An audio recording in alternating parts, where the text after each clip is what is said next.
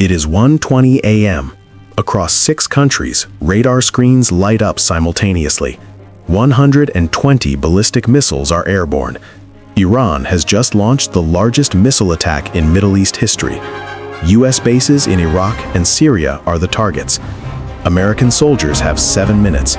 7 minutes to get underground or die. This is not a drill. This is Operation True Promise. January 2024. A U.S. airstrike in Baghdad kills General Qasem Soleimani's successor, Abu Mahdi al-Muhandis, and 7 Iranian-backed commanders. Iran's supreme leader, Ayatollah Khamenei, is furious. He has 2 choices: stay silent and look weak, retaliate and risk full-scale war with America. For weeks, the world holds its breath. Then, on January 8, 2024, Iran makes its decision.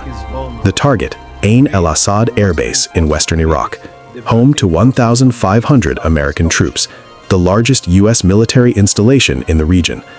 Iran's Revolutionary Guard, the IRGC, loads Fateh 313 ballistic missiles, Zulfiqar medium-range missiles, Qiyam-1 rockets, each one GPS-guided, each one designed to punch through hardened concrete bunkers.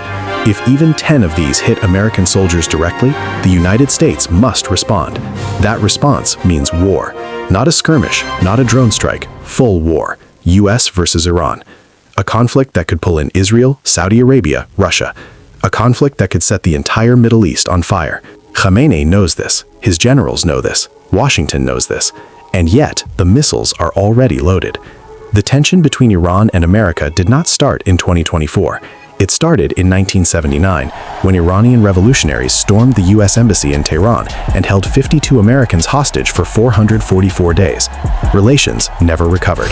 For 4 decades, both nations fought in the shadows. CIA operations, Iranian proxies, sanctions, assassinations.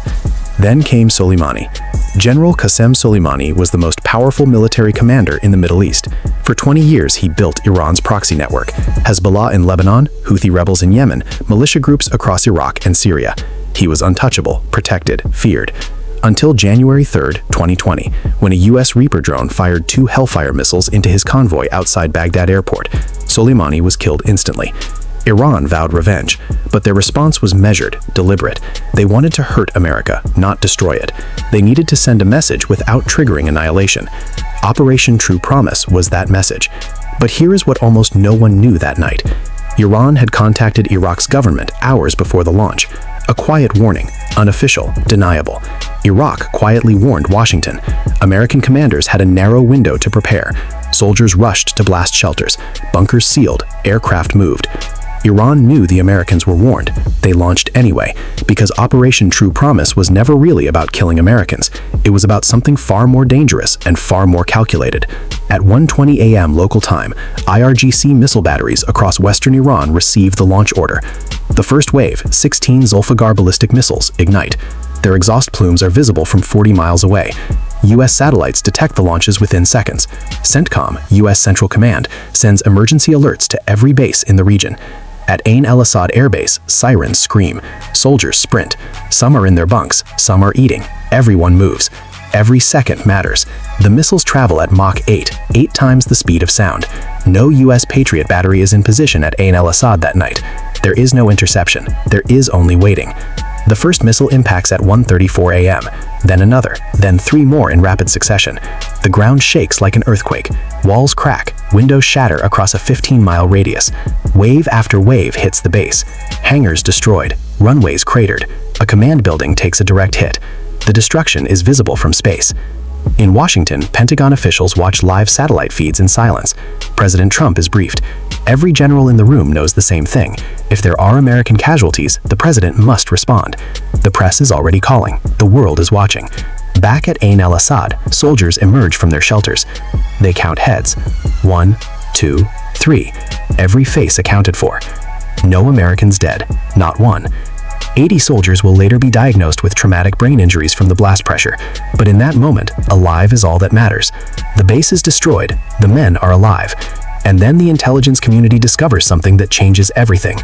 The missiles, precision-guided, GPS-targeted, had been aimed deliberately. Not at the barracks, not at the mess hall, not at the sleeping quarters. Every single impact point had been calculated to destroy infrastructure, not people. Iran had not missed. Iran had chosen. This was not a failed attack. This was a perfectly executed message. And Washington suddenly understands. Iran just demonstrated it can hit any US base in the region at any time with pinpoint accuracy. The next time, they might not aim to miss. The world waits for America's response. Trump addresses the nation the following morning. He is calm, measured. He announces new economic sanctions. He does not announce military strikes. The decision is made. The US will not escalate. Not today. In Tehran, Khamenei declares victory.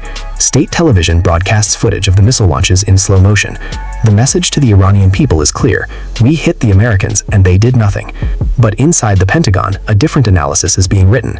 Iran just proved it has ballistic missiles accurate enough to hit specific buildings on a military base from 500 kilometers away. It proved it can launch 120 missiles simultaneously, overwhelming any regional air defense system. It proved it can coordinate a strategic attack while maintaining plausible de-escalation. This is not the Iran of 1988. This is something new. At Ain al Assad, soldiers walk through the wreckage. A hangar that once held 4 helicopters is a crater. A wall that held a mission briefing board still stands. The board still on it, the mission notes still readable. 2 feet to the left, the wall is gone. 2 feet. That is the margin between a message and a war. In the weeks that follow, 80 US service members are treated for traumatic brain injuries. The Pentagon initially called them headaches, a statement that caused enormous backlash. Eventually, the injuries are formally recognized. Soldiers receive Purple Hearts. Iran declares Operation True Promise a success. Internationally, most analysts agree Iran achieved its objective. It demonstrated military capability. It restored domestic credibility. It avoided war. The US-Iran standoff does not end. It never ends. It simply pauses, moves underground, waits for the next flashpoint. Soleimani's killing changed the Middle East. Operation True Promise changed the calculation. Iran is no longer a country that absorbs American strikes without visible response. That era is over. Operation True Promise will be studied in military academies for decades, not because of its destruction, but because of its precision restraint. A nation used ballistic missiles to send a diplomatic message. That is a new kind of warfare. If you want more stories like this, operations that headlines covered but history books will define, subscribe. Next week, we go inside the CIA operation that put a virus inside Iran's nuclear centrifuges and almost started World War III.